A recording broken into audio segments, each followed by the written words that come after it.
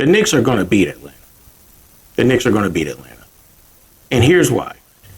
Now, I'm not trying to disrespect the Hawks. In fact, you can go back to beginning of the season, before the season started, I was very high on Atlanta. Atlanta started playing like I anticipated that they would play later in the season.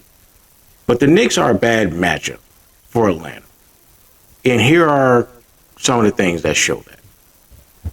The first major advantage the Knicks have is this guy, Karl Anthony Towns.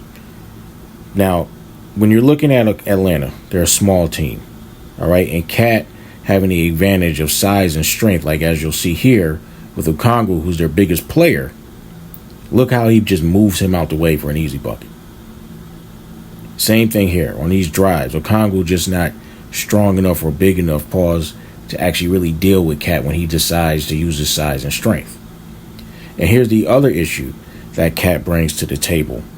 When he decides, okay, if you're going to play him for the drive, he can step out and shoot the three. Look at the distance that he caused just by taking those two drives to the basket.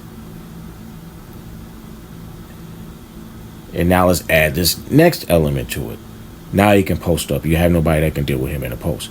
So the Knicks have a real good advantage inside with Cat because Atlanta is a small team and they don't really have anybody that can match up with him. The other issue is this guy, Mitchell Robinson. Now, Mitchell Robinson also is a big that they don't really match up well with. Now, in plays like this, he's a lob threat, or if you put too much attention on Brunson, if he can't get the lob, he can dump it off and he's going to have an easy layup or a dunk. The other problem Mitchell Robinson brings to Atlanta is this issue right here. The rebounds. Like, they can't rebound with him, all right, because they're too small. He's too athletic. Keeping him off the board is going to have to be a gang thing. Now, the next thing they have is this two-man. So when they Cat and Brunson run this two-man, because Cat can space the floor like that, and Cat has all that three-point range, you see all the space that Brunson can work with to get his buckets, especially down the stretch, because he's the best closer out of both of these teams, and that's clear. The other thing is the two-man that Cat and Brunson can do. So he ran some pistol action, and you see all the space on the left side that Brunson can work with. So these are the issues that the Knicks bring to Atlanta. Now, Atlanta has its advantages with the speed and athleticism. You know, they have really good wings, so on and so forth. But I don't think they have enough to deal with the size.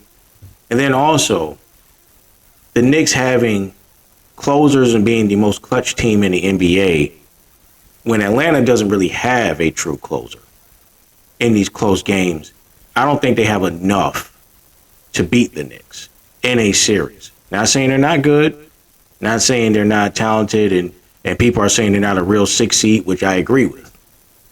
However, I just think the Knicks, matchup-wise, aren't a good matchup. And I know people might bring up, well, you know, the Atlanta beat the Knicks during the season. Yeah, well, that game, two of those issues that I said, Cat and Mitchell Robinson didn't play. Josh Hart didn't play either. And the other two games, the Knicks end up winning no matter how hard Atlanta played. Because Atlanta is like one of those teams that just has a vendetta against the Knicks.